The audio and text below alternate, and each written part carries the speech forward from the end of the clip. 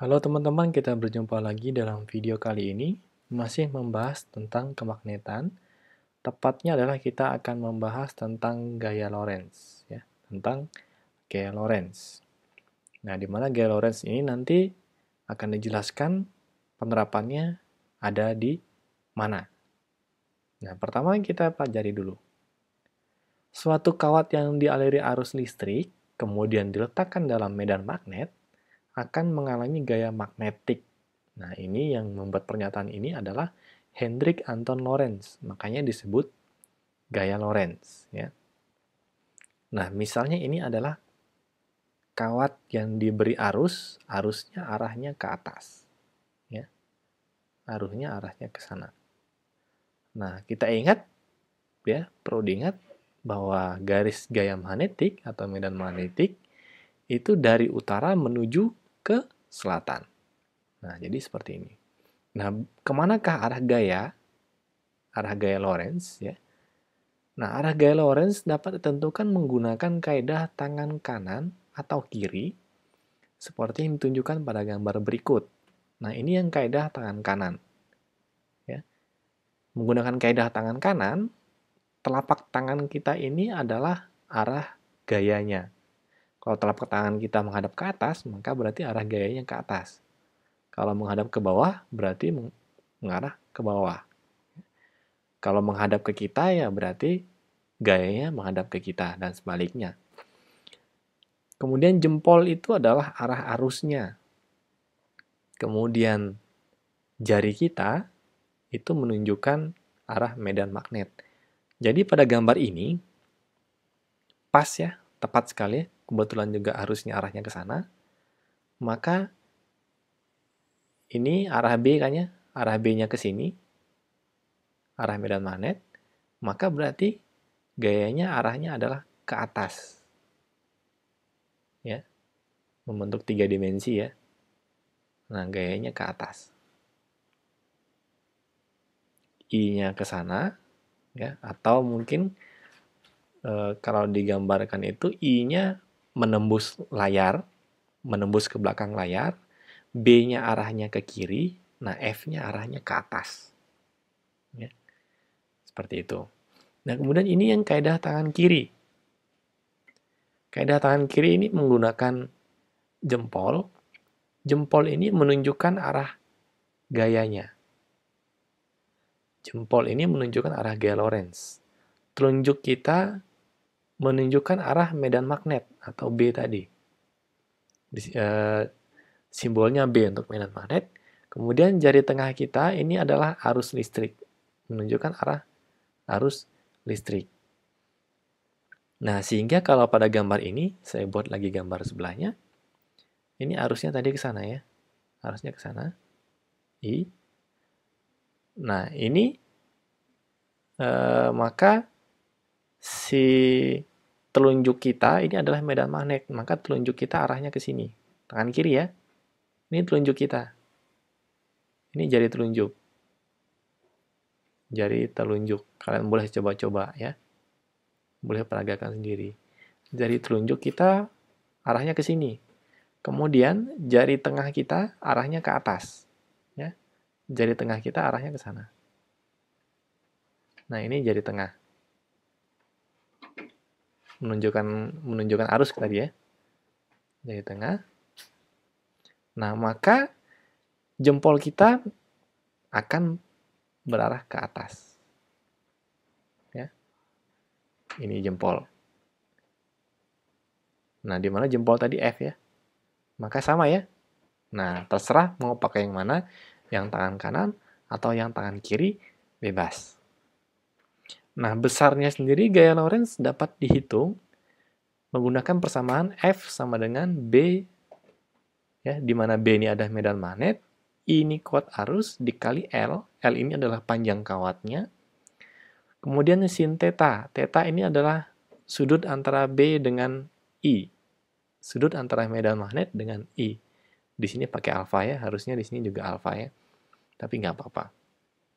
Nah, seperti itu. Nah, kalau untuk SMP, itu kita tidak menghitung sin tetanya. Jadi, kita cukup pakai yang F sama dengan B kali I kali L saja. Ya. Karena sin tetanya selalu dianggap membentuk sudut 90 derajat, di mana sin 90 itu adalah 1. Ya. Nah, ini nanti yang menggunakan sin theta ini, yang sudut yang berubah-ubah, ini kalau tidak salah di kelas 12 SMA baru dipelajari. Nah, kita cukup yang ini saja. Ya. Nah, karena F ini gaya, maka satuannya adalah Newton. B ini medan magnet, satuannya Tesla, ya. Nikola Tesla, pernah dengar pasti ya? Ilmuwan asal, lupa asal mana. Nah, namanya digunakan sebagai penghargaan, namanya digunakan untuk satuan medan magnetik. I-nya adalah kuat arus, kemudian L ini adalah panjang kawat dengan satuannya meter. Nah, selanjutnya penerapan gaya Lorentz. Nah, gaya Lorentz itu diterapkan pada motor listrik, ya, pada motor listrik. Nah, ini ada 2 gambar ya. Ini saya ambil dari YouTube. Nanti videonya akan saya masukkan di link deskripsi. Nah, kalian bisa langsung klik linknya untuk mengetahui cara kerjanya. Kalau hanya gambar gini kan mungkin agak bingung ya. Tapi kalau dengan mengklik linknya akan dijelaskan, sekaligus gambarnya juga namanya juga animasi ya, akan mempermudah untuk memahami. Nah, di sini saya jelaskan secara singkat, salah satu saja ya. Nah, ini kan positif, ini negatif. Berarti arusnya ini akan ke sini ya. Ke sini, masuk ke sini, maka ini akan arahnya ke sana. Ini ke sana, ini ke sini. Nah, seperti ini ya. Nah, medan magnetnya, ini kalau yang di video agak terbalik ya. Agak terbalik, dia yang ininya selatan. Ya. Yang ininya selatan, yang ini utara. Sebelum-sebelumnya kita kan selalu pakai yang biru ini selatan, yang merah ini utara. Tapi di videonya terbalik, yang merahnya selatan, yang birunya yang utara. Nah, ingat bahwa medan magnetik itu arahnya dari utara menuju selatan. Maka ini berarti akan ada arah medan arahnya ke sana. Ya. Ini arah medannya.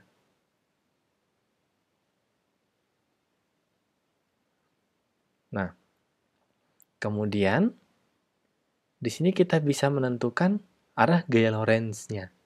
Arah gaya Lorentz-nya. Nah, pada kawat ini mau pakai tangan kanan, tangan kiri bebas ya. Nah, arusnya ke atas, yang bagian sini ya, yang bagian sini, arusnya ke sana, ya, ke arah belakang atau menembus layar, ya, arahnya menembus layar. Medan magnetnya arahnya ke kiri, ya. Kalau digambarkan itu seperti ini, bukan ya. Arah arusnya menembus layar, saya gambar seperti ini ya, menembus layar. Kemudian medan magnetnya ke sini, B. Maka otomatis jempol kita akan ke sana, jari kita akan arah ke sini, sehingga telapak tangan kita menghadap ke atas, sehingga kawat yang ini akan bergerak ke atas. Ya, bergerak ke atas. Nah, bergerak ke atas. Kemudian di sini, arah arusnya turun ke bawah. Ya, turun ke bawah, arah medannya tetap ke kiri. Maka di bagian di sini, arah gaya Lorentz-nya pasti ke bawah. Arah gaya Lorentz-nya ke bawah. Nah, sehingga kawat ini akan berputar. Ya, berputar. Menjadi yang ini berputar. Begini. Berputar, yang bawah ini, yang sebelah sini, dia berputar ke sana. Nah, ini untuk yang 2 fase. Ini 2 fase. Nah, sehingga nanti akan ada ini kan kosong ya, nggak ada yang namanya komutatornya. Nanti dijelaskan di video. Komutatornya tidak ada, maka nanti arus akan berhenti. Ketika arus berhenti, putarannya akan berhenti sejenak atau perlahan, kemudian berputar lagi ketika listriknya menyambung, melambat lagi, berputar lagi. Nah, untuk memperhalusnya itu dibuatlah menjadi beberapa fase sehingga putarannya menjadi stabil, ya, tidak cepat, lambat, tapi menjadi stabil. Nah, seperti itu ya. Nah, ini video ini saling melengkapi. Cuman yang ini bahasa Indonesia, ini yang bahasa Inggris, ya. Bisa kalian klik langsung linknya di kolom deskripsi. Wajib dilihat ya supaya jelas eh, cara kerjanya. Nah, selain di motor listrik, ada juga yang namanya di galvanometer. Galvanometer ini adalah alat ukur listrik, bisa untuk mengukur arus, bisa juga untuk mengukur tegangan. Hanya kalau pada galvanometer dia tidak perlu komutator, ya. Tidak memerlukan komutator. Ini diperlukan karena ingin kawatnya ini supaya berputar. Tapi kalau galvanometer dia kan hanya butuh arah ke kanan, ya. Butuh arah ke kanan. Galvanometer itu seperti ini ya. Seperti itu, ampermeter. Seperti ampermeter. Ampermeter yang jadul ya, yang jadul. Nah, nanti diingatkan lagi untuk klik linknya di kolom deskripsi. Dua-duanya wajib diklik. Ya, ini videonya di sini ada yang kurang, ada yang menurut saya kurang. Nanti akan dilengkapi di video yang ini. Hanya satu bahasa Indonesia, satu bahasa Inggris. Nah, kita langsung ke contoh soal tentang gaya Lorentz.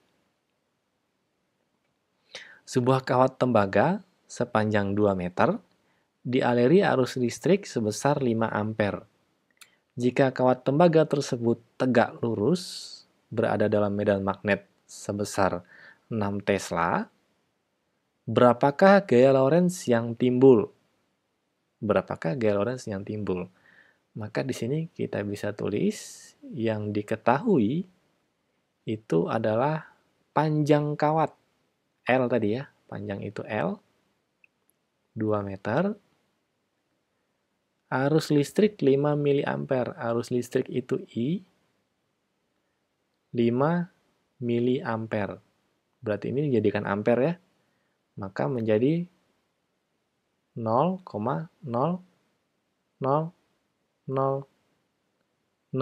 ini ya, kelebihan 1. Maaf. Nah, seperti ini. Kemudian medan magnet itu tadi simbolnya adalah B, yaitu 6 Tesla. Tesla itu simbolnya T. Nah, yang ditanya ini adalah F-nya berapa. Nah, gaya Lorentz-nya berapa. Nah, kita bisa hitung bahwa F itu sama dengan bil, ya. B dikali I dikali L. Sehingga B-nya kita masukkan 6, I-nya kita masukkan 0,005, L-nya kita masukkan 2, nah maka hasilnya adalah 12 kali 0,005, 0,06 Newton. Nah, sekarang yang nomor 2. Jika gaya Lorentz yang ditimbulkan oleh kawat tembaga sepanjang 4 meter dan dialiri arus listrik sebesar 2 mA adalah 24 Newton, maka berapakah besar medan magnet yang melingkupi kawat tembaga tersebut? Nah, ini berarti yang diketahui itu adalah panjang kawat tembaga, berarti L lagi ya. L-nya 4 meter. Dialiri arus listrik sebesar 2 mA. Arus listrik itu I, 2 mA. Berarti 0,002 ampere. Kemudian F-nya, gaya Lorentz-nya 24 Newton. Nah, yang ditanyakan itu adalah medan magnet. Nah, di sini bisa kita cari ya, F itu sama dengan B dikali I dikali L. Ini sudah satuan SI semua ya. Maka F-nya itu tadi 24, B-nya tidak ada, I-nya itu 0,002, kemudian I-nya itu 4. Ya, I-nya 4. Maka menjadi 24 tetap. Ini kita kalikan menjadi 0,008 dikali B. Nah, maka B-nya 24 dibagi 0,008. Nah, soal yang berikutnya, tentukan arah gaya Lorentz pada gambar berikut. Nah, ini ada 3 gambar ya. B-nya ke atas, I-nya ke kanan. Yang satu B-nya ini kalau tanda titik, ini artinya arah B ini menuju ke kita. Menuju ke kita. Ya. Kemudian arah I-nya ke kanan. Kemudian yang ini, kalau gambarnya silang, ini berarti B-nya itu, arah B-nya menembus layar. Ya, menembus layar. Kemudian arah I-nya ke kanan. Nah, terserah mau pakai yang tangan kanan atau mau pakai yang tangan kiri. Ya. Nah, di sini saya akan coba pakai yang tangan kiri. Ya. Untuk gambar yang pertama, coba nih pakai tangan kiri ya, pakai tangan kiri. Telunjuk tangan kiri itu telunjuk kita tuh adalah medan magnetnya, berarti telunjuk kita mengarah ke atas. Jari tengah kita arah I, ya, arah arus ini ya, ke sana. Maka berarti jempol kita akan mengarah ke kita atau mendekati kita, ya, atau menuju kita, ya. Nah, ini kalau pakai telapak tangan, kalau pakai tangan kanan, jari kita itu adalah medan magnet ke atas, jempol kita adalah arus, telapak tangan itu maka menghadap ke kita. Maka berarti di sini gaya Lorentz-nya arahnya adalah bisa tulisnya gini ya, menuju pembaca. Nah, menuju pembaca atau boleh juga mendekati ya. Mendekati pembaca.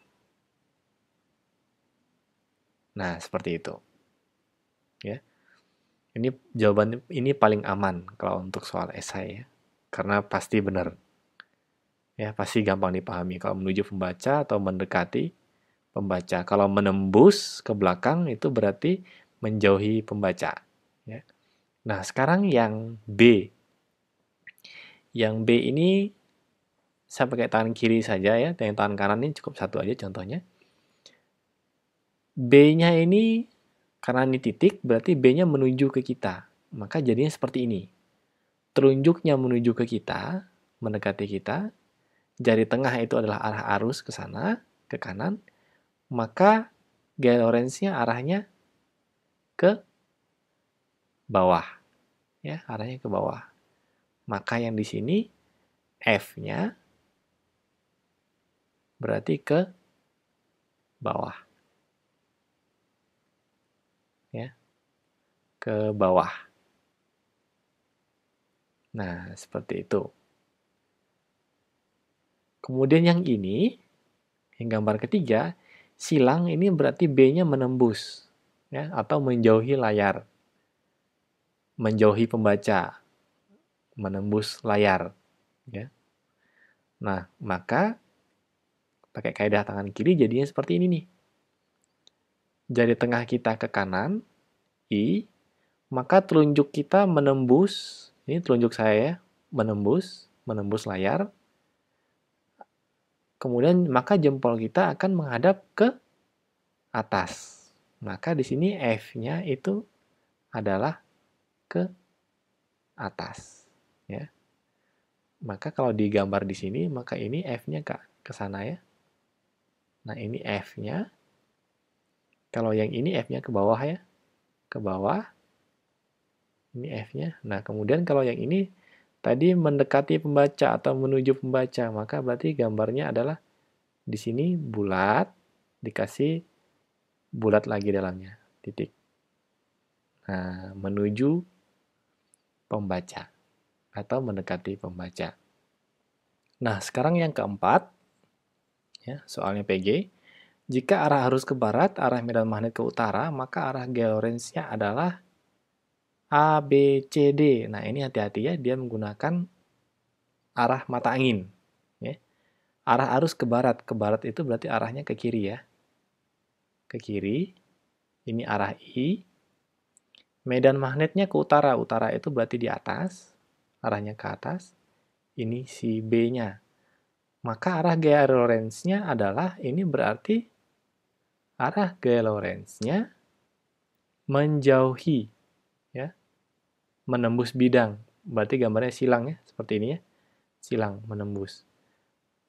Nah, ini berarti pilihannya adalah ke bawah, ya.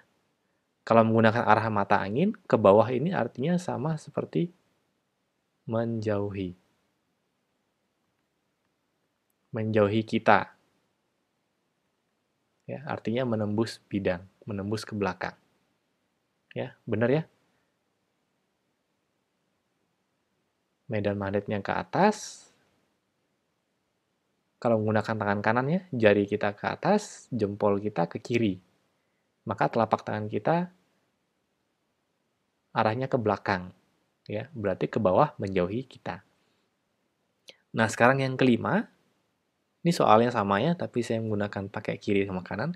Jika arus ke kiri, arah medan magnet ke atas, maka gaya Lorentz-nya adalah, nah ini berarti gambarnya menjadi arah arusnya ke kiri, ya, arah arusnya ke kiri, ini I, arah medan magnetnya ke atas, ya, ke atas, ini si B-nya, maka arah gaya Lorentz-nya berarti pilihannya seperti ini nih, ke bawah, ke kanan, mendekati kita, atau menjauhi kita.